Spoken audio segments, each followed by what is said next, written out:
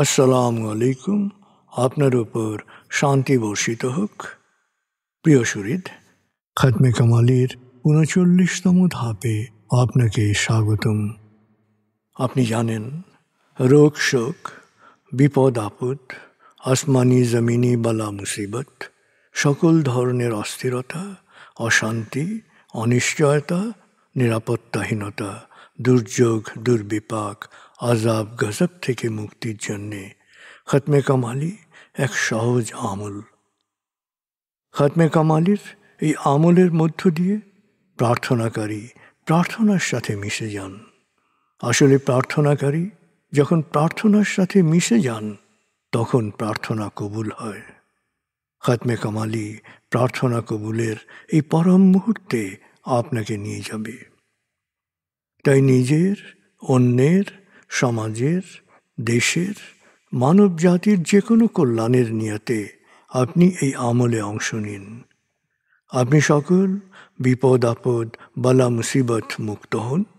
আপনার জন্যে কল্যাণকর সকল দোয়া আল্লাহ কবুল করুন। সব সময় আল্লাহ আমাদেরকে তার রহমতের ছায়ায় রাখুন। এই কামনা করে আমি শহীদ আল বুখারী মহাজাতক খতমে কামালির পুরো প্রক্রিয়ায় আপনার সাথে থাকছি। আসুন এবার আমরা ডুবে যাই সত্যের গভীরে।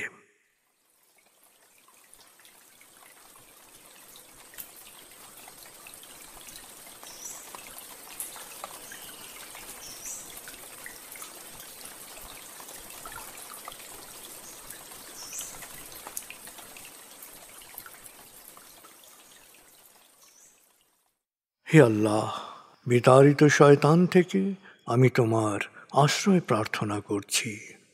দয়াময় মেহেরবান আল্লাহর নামে। আয়াতুল মুলক।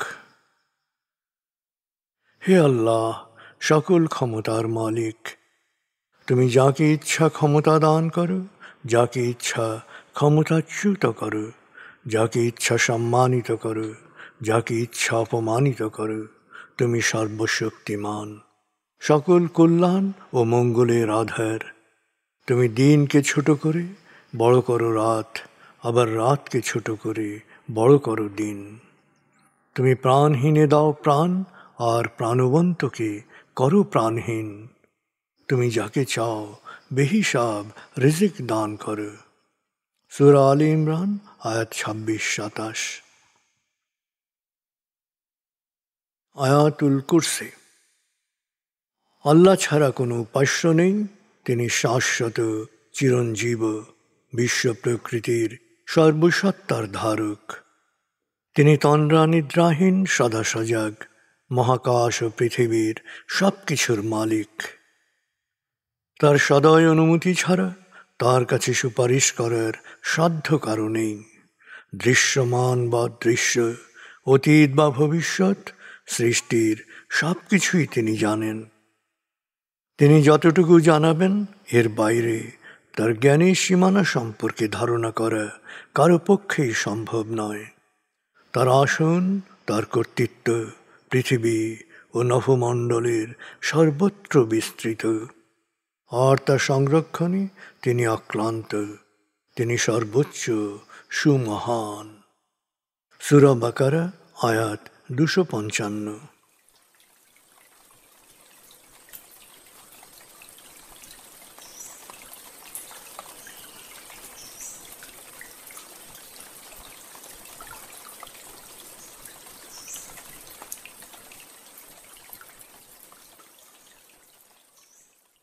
আসুন আমরা ধীরে ধীরে ডুবে যাই হৃদয়ের গভীরে নবী প্রেমে। বলগল উলা বিকমালিহি, কশফত দুজা বিজমালিহি, হসনত জমিও খিসালিহি, সল্লু আলাইহি ওয়ালিহি। بلغ العلا بكماله كشف الدجى بجماله حسنت جميع خصاله صلوا عليه وآله।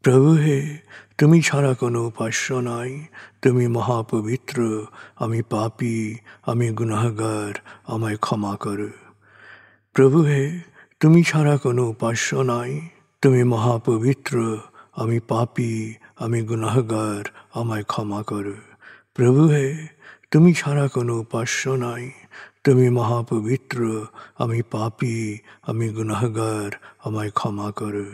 প্রভু হে, তুমি ছাড়া কোনো উপাস্য নাই, তুমি মহাপবিত্র, আমি পাপী, আমি গুনাহগার, আমায় ক্ষমা করো।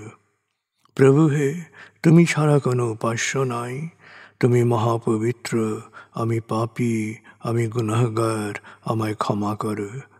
প্রভু হে, তুমি ছাড়া কোনো উপাস্য নাই, তুমি মহাপবিত্র, আমি পাপী, আমি গুনাহগার, আমায় ক্ষমা করো। প্রভু হে, তুমি ছাড়া কোনো উপাস্য নাই, তুমি মহাপবিত্র, আমি পাপী, আমি গুনাহগার, আমায় ক্ষমা করো। প্রভু হে, তুমি ছাড়া কোনো উপাস্য নাই, তুমি মহাপবিত্র, আমি পাপী, আমি গুনাহগার, আমায় ক্ষমা করো। প্রভু হে, তুমি ছাড়া কোনো উপাস্য নাই, তুমি মহাপবিত্র, আমি পাপী, আমি গুনাহগার, আমায় ক্ষমা করো। প্রভু হে, তুমি ছাড়া কোনো উপাস্য নাই, তুমি মহাপবিত্র, আমি পাপী, আমি গুনাহগার, আমায় ক্ষমা করো। প্রভু হে, তুমি ছাড়া কোনো উপাস্য নাই, তুমি মহাপবিত্র, আমি পাপী, আমি গুনাহগার, আমায় ক্ষমা করো। প্রভু হে, তুমি ছাড়া কোনো উপাস্য নাই, তুমি মহাপবিত্র, আমি পাপী, আমি গুনাহগার, আমায় ক্ষমা করো। প্রভু হে, তুমি ছাড়া কোনো উপাস্য নাই, তুমি মহাপবিত্র, আমি পাপী, আমি গুনাহগার, আমায় ক্ষমা করো। প্রভু হে, তুমি ছাড়া কোনো উপাস্য নাই, তুমি মহাপবিত্র, আমি পাপী, আমি গুনাহগার, আমায় ক্ষমা করো। প্রভু হে, তুমি ছাড়া কোনো উপাস্য নাই, তুমি মহাপবিত্র, আমি পাপী, আমি গুনাহগার, আমায় ক্ষমা করো। প্রভু হে, তুমি ছাড়া কোনো উপাস্য নাই, তুমি মহাপবিত্র, আমি পাপী, আমি গুনাহগার, আমায় ক্ষমা করো। প্রভু হে, তুমি ছাড়া কোনো উপাস্য নাই, তুমি মহাপবিত্র, আমি পাপী, আমি গুনাহগার, আমায় ক্ষমা করো। প্রভু হে, তুমি ছাড়া কোনো উপাস্য নাই, তুমি মহাপবিত্র, আমি পাপী, আমি গুনাহগার, আমায় ক্ষমা করো।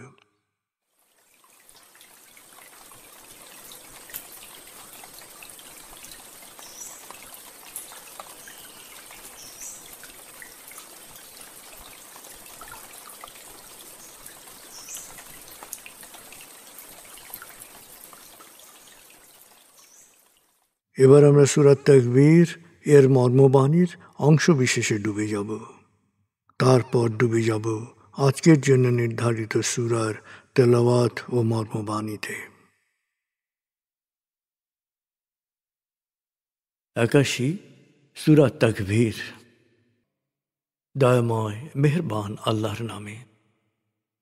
যখন সূর্য অন্ধকারে ঢেকে যাবে, যখন তারকারাজি নিজেদের আলো হারাবে, যখন পর্বতমালা মরীচিকার ন্যায় উধাও হবে, যখন পূর্ণ গর্ভবতী উটনী পরিত্যক্ত হবে, যখন সকল বন্য পশুকে একত্র করা হবে, যখন সমুদ্রের জলরাশি স্ফীত হবে, যখন দেহে আবার আত্মা সংযুক্ত হবে, যখন জীবন্ত কবর দেয়া শিশুকন্যাকে জিজ্ঞেস করা হবে কি অপরাধে তাকে হত্যা করা হয়েছিল, যখন প্রত্যেকের আমলনামা দেখানো হবে, যখন আকাশের আবরণ সরানো হবে, যখন জাহান্নামের আগুন গনগনে লাল করা হবে, যখন জান্নাতকে দৃশ্যমান করা হবে, সেদিন প্রত্যেকেই জানতে পারবে কি পরিণতির জন্যে সে নিজেকে প্রস্তুত করেছে, বুঝতে পারবে কি করা উচিত ছিল আর কি করা উচিত হয়নি। সাক্ষী আবর্তনশীল নক্ষত্র, কক্ষপথে দৃশ্যমান গ্রহসমূহ যা এক সময় অদৃশ্য হয়, সাক্ষী রাতের অবসান মুহূর্ত এবং প্রভাতের আগমন কাল। নিশ্চয়ই এই কোরআন আরশের সার্বভৌম অধিপতির নিকট উচ্চ মর্যাদা সম্পন্ন সম্মানিত রসুলের মুখ নিঃসৃত, যার কথা অবশ্যই বিশ্বাসযোগ্য ও মানা উচিত।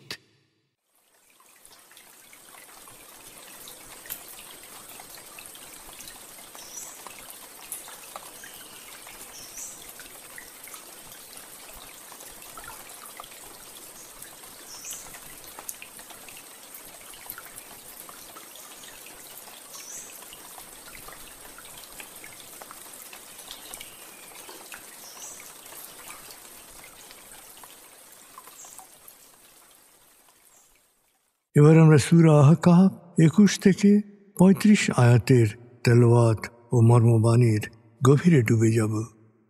46 সূরা আহকাফ। বিসমিল্লাহির রহমানির রহিম। واذكر أخا عاد إذ أنذر قومه بالأحقاف وقد خلت النذر من بين يديه ومن خلفه ألا تعبدوا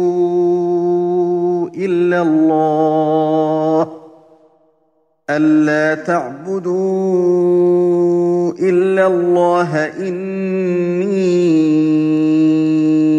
أخاف عليكم عذاب يوم عظيم. قالوا أجئتنا لتأفكنا عن آلهتنا فأتنا بما تعدنا إن كنت من الصادقين. قال إنما العلم عند الله وأبلغكم ما أرسلت به ولكني أراكم قوما تجهلون. فلما رأوه عارضا مستقبل أوديتهم قالوا هذا عارض ممطرنا بل هو ما استعجلتم به ريح فيها عذاب أليم تدمر كل شيء بأمر ربها فأصبحوا لا يرى إلا مساكنهم كذلك نجزي القوم المجرمين. ولقد مكناهم في ماء مكناكم فيه وجعلنا لهم سمعا وأبصارا وأفئدة فما أغنى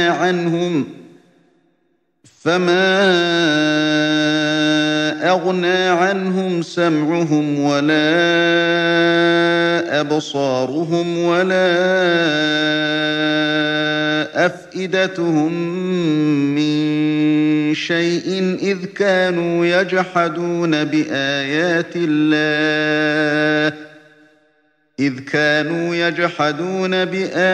الله وحاق بهم ما كانوا به يستهزئون. ولقد أهلكنا ما حولكم من القرى وصرفنا الآيات لعلهم يرجعون. فلولا نصرهم الذين اتخذوا من دون الله قربانا آلهة بل ضلوا عنهم وذلك إفكهم وما كانوا يفترون. وإذ صرفنا إليك نفرا من الجن يستمعون القرآن فلما حضروه قالوا أنصتوا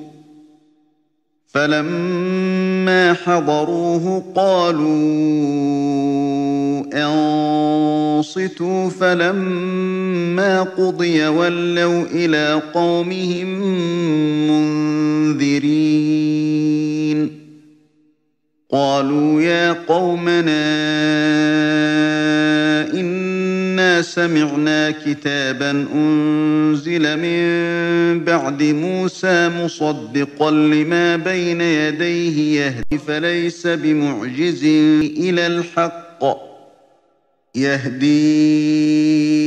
إلى الحق وإلى طريق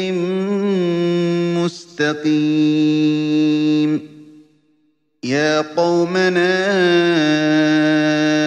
أجيبوا داعي الله وآمنوا به يغفر لكم من ذنوبكم ويجركم من عذاب أليم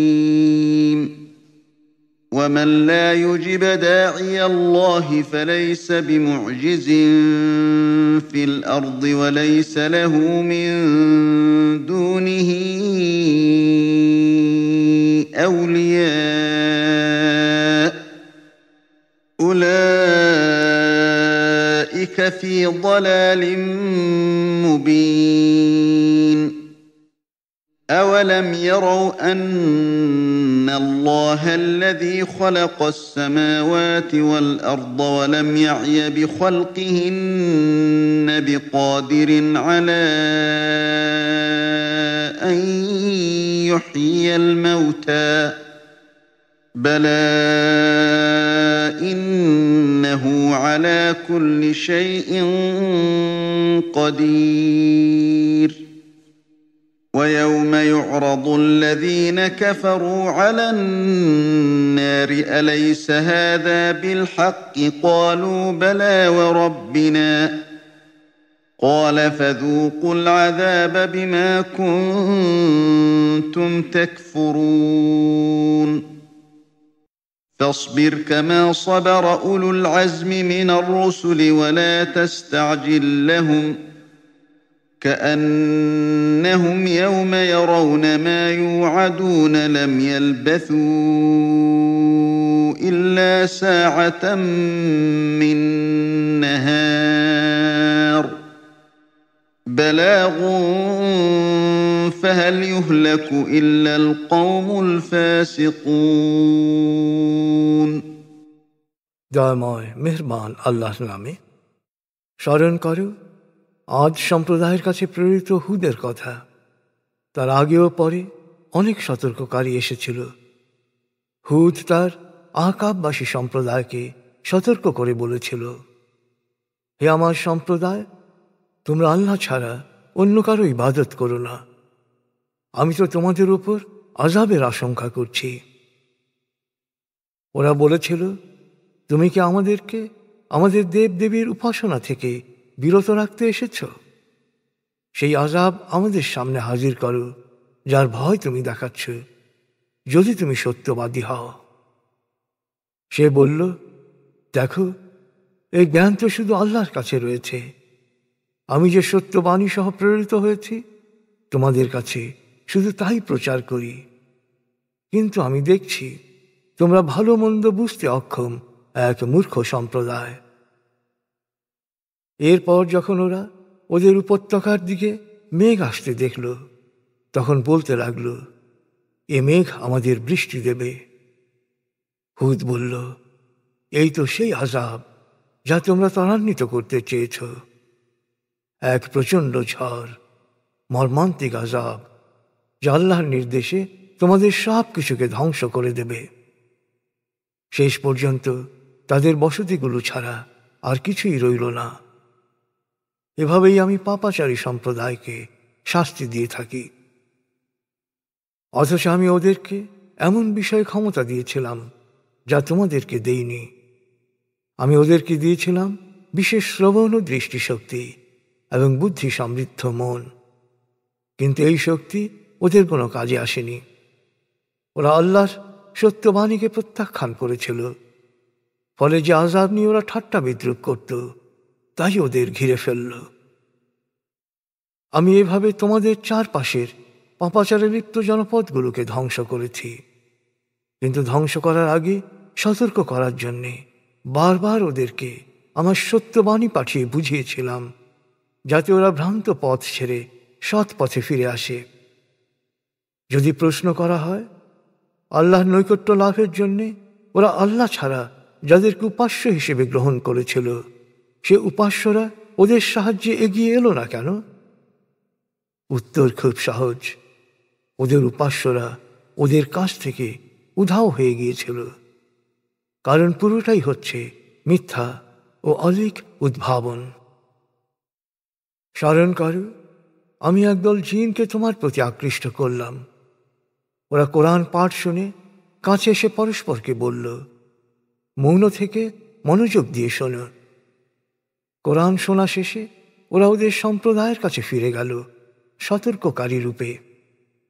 ওরা ফিরে গিয়ে বলল, হে আমাদের সম্প্রদায়, আমরা এমন এক কিতাবের বাণী শুনেছি যা নাজিল হয়েছে মূসার পরে, আর তা সকল পূর্ববর্তী কিতাবকে সত্যায়িত করে, আর সবাইকে সত্য সরল পথের নির্দেশনা দেয়। হে আমাদের সম্প্রদায়, আল্লাহর পথে আহ্বানকারীর ডাকে সাড়া দাও এবং তার প্রতি বিশ্বাস স্থাপন করো। তাহলে আল্লাহ তোমাদের অতীতের পাপ মোচন করবেন এবং যন্ত্রণাদায়ক আযাব থেকে রক্ষা করবেন। আল্লাহর ডাকে কেউ যদি সাড়া না দেয়, তবে সে দুনিয়াতেও আল্লাহকে ফাঁকি দিতে পারবে না, না আখিরাতে কোনো অভিভাবক পাবে। সে সুস্পষ্ট বিভ্রান্তিতে নিমজ্জিত থাকবে। যারা পরকালের জীবনকে অস্বীকার করে, তারা কি এই সহজ সত্যটা বুঝতে পারে না? যিনি মহাকাশ ও পৃথিবী সৃষ্টি করেছেন, আর এত সৃষ্টি করেও যার কোনো ক্লান্তি নেই, তিনি মৃতকেও জীবন দান করতে সক্ষম। নিঃসন্দেহে তিনি সর্ববিষয়ে সর্বশক্তিমান। সত্য অস্বীকারীদের যেদিন জাহান্নামের কাছে হাজির করা হবে, সেদিন ওদের জিজ্ঞেস করা হবে, জাহান্নাম কি সত্য নয়? ওরা উত্তরে বলবে, আমাদের প্রতিপালকের শপথ, জাহান্নাম সত্য। তখন ওদের বলা হবে, তাহলে এবার আযাবের পর আযাবের স্বাদ নাও। তোমরা ছিলে সত্য প্রত্যাখ্যানকারী। অতএব হে বিশ্বাসীগণ, প্রতিকূলতার মুখে ধৈর্য ধারণ করো, যেমন ধৈর্য ধারণ করেছিল দৃঢ় প্রতিজ্ঞ রসূলগণ। আর যারা এখনো সত্য অস্বীকার করছে, ওদের দ্রুত বিনাশের জন্যে তাড়াহুড়ো করো না। ওদের যে বিষয়ে সতর্ক করা হয়েছিল, যেদিন তা প্রত্যক্ষ করবে, সেদিন ওদের মনে হবে দুনিয়ায় যেন তারা একটি মুহূর্ত অবস্থান করেছে মাত্র। সুস্পষ্ট ঘোষণা দেয়া হচ্ছে, দুরাচারী সম্প্রদায়কে ধ্বংস করা হবে।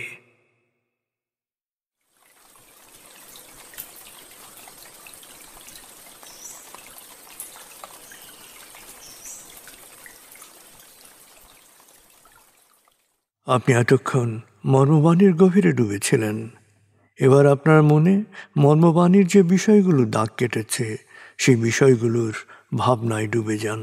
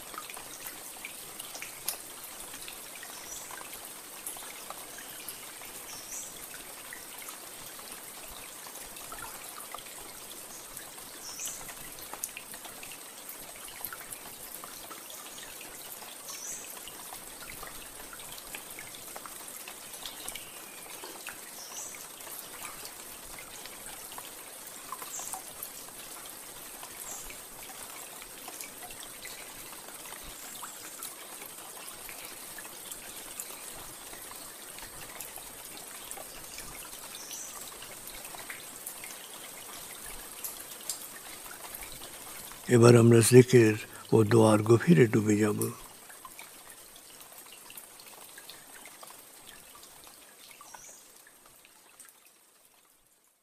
এবার হালকাভাবে চোখ বন্ধ করুন, লম্বা দম নিন, নাক দিয়ে দম নিন, আস্তে আস্তে মুখ দিয়ে দম ছাড়ুন। দম নেবেন পেটে, ছাড়বেন মুখ দিয়ে। দম নেওয়ার চেয়ে দম ছাড়তে সামান্য বেশি সময় নিন।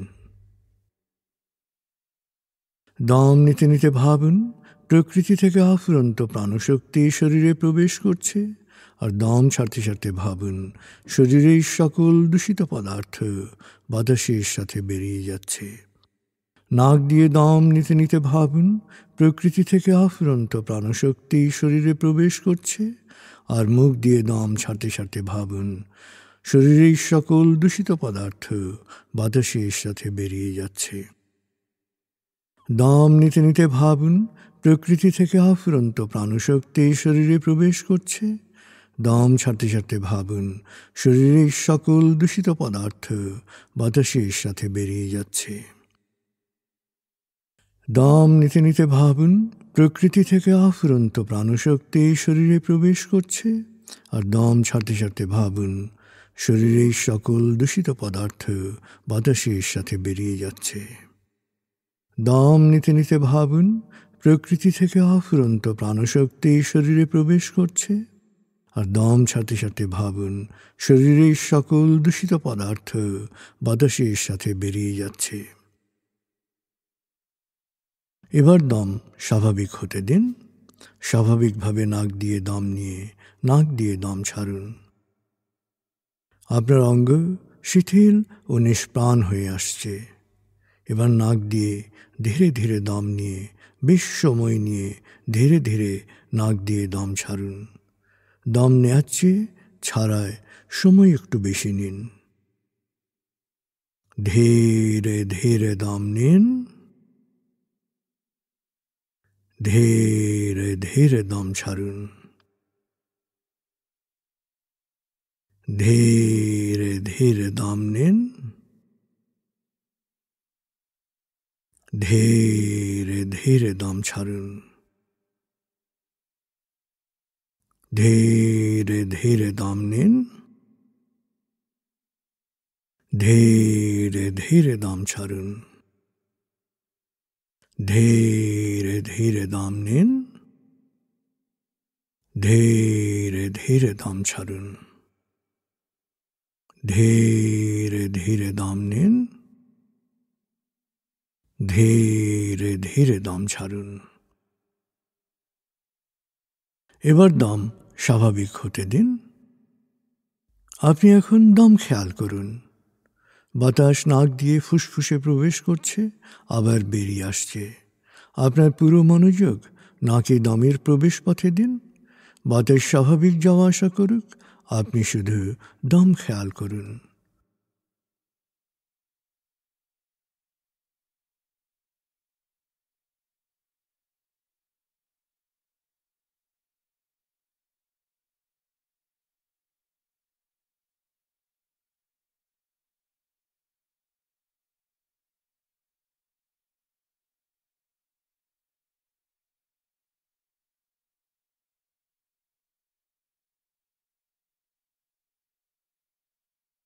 অনুভব করুন আপনার শরীর ভারী লাগতে শুরু করেছে। আরাম আরাম আরাম অনুভব করুন শিথিলতা স্রোতের মতো, বরফ গলা পানির মতো আপনার মাথা থেকে শরীর বেয়ে নিচের দিকে নেমে যাচ্ছে।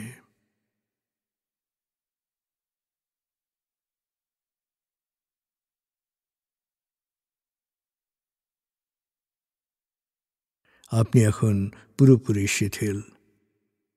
শিথিলায়নের গভীর স্তরে প্রবেশ করেছেন আপনি। আপনার ব্রেন ওয়েভ বিটা স্তর থেকে নেমে গেছে আলফায়। মনের বাড়ির পথে আপনি এখন আলফা স্টেশনে এসে পৌঁছেছেন। এই স্টেশনে আপনার জন্য রয়েছে বিশেষ ওয়েটিং রুম। আলফা স্টেশন থেকে আপনি এখন মনের বাড়িতে যাচ্ছেন। আমি গণনা শুরু করছি। 19,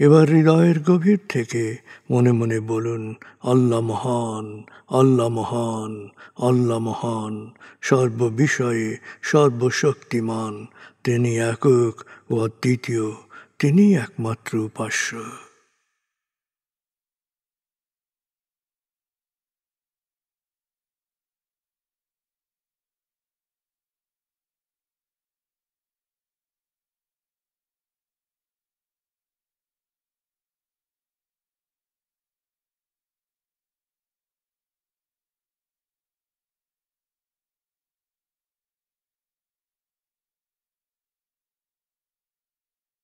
হৃদয়ের গভীর থেকে প্রার্থনা করুন, হে আল্লাহ, তুমি আমাদেরকে বিশ্বাসী, সৎকর্মশীল, সংঘবদ্ধ মানুষ হিসেবে কোয়ান্টাম ফাউন্ডেশনে একাত্ম করেছ। হে আল্লাহ, কোয়ান্টাম ফাউন্ডেশনকে এ যুগের আলোকবর্তিকা হিসেবে, সহস্রাব্দের বাতিঘর হিসেবে কবুল করো। কোয়ান্টাম ঘরে ঘরে, মেডিটেশন ঘরে ঘরে, এ অনুরণন সার্থক করো।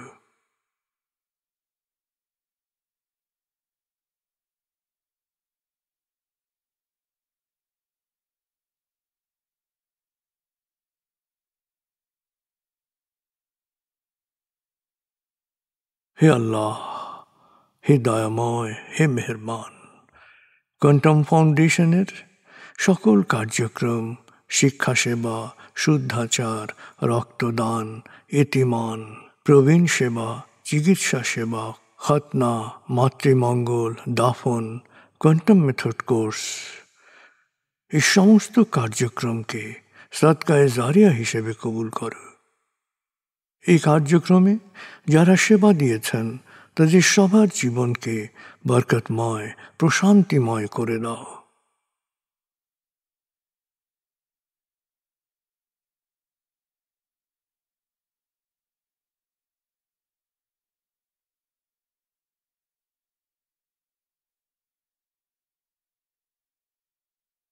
হে আল্লাহ, গত ৩০ বছর ধরে ফাউন্ডেশনের কাজগুলোকে গতিশীল রাখার জন্যে যারা নিয়মিত দান করেছেন, যারা এককালীন দান করেছেন, যারা জাকাত দিয়েছেন, যারা স্থাবর অস্থাবর সম্পত্তি দান করেছেন, তাদের সবার দানকে তুমি সৎ দান হিসেবে কবুল করো, সদকায়ে জারিয়া হিসেবে কবুল করো।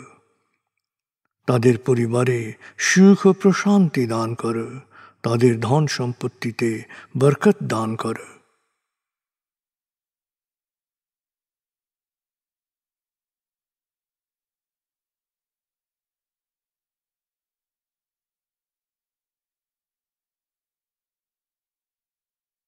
এবার দেশের জন্য দোয়া করুন, হে আল্লাহ, দেশের প্রতিটি মানুষ যেন প্রজ্ঞাপূর্ণ সিদ্ধান্ত নিয়ে নিজের কাজ সবচেয়ে ভালোভাবে করতে পারে, সবাইকে সে তৌফিক দাও।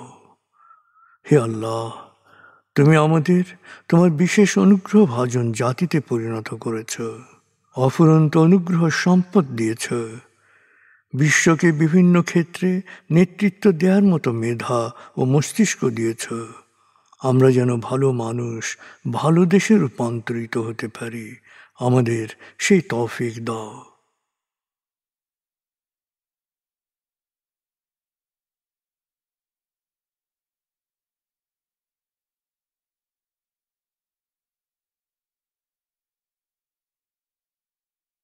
ভালো মানুষ, ভালো দেশ, স্বর্গভূমি বাংলাদেশ।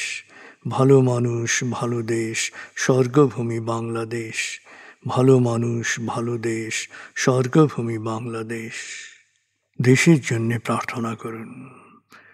দেশকে যেমন দেখতে চান সেভাবে প্রার্থনা করুন।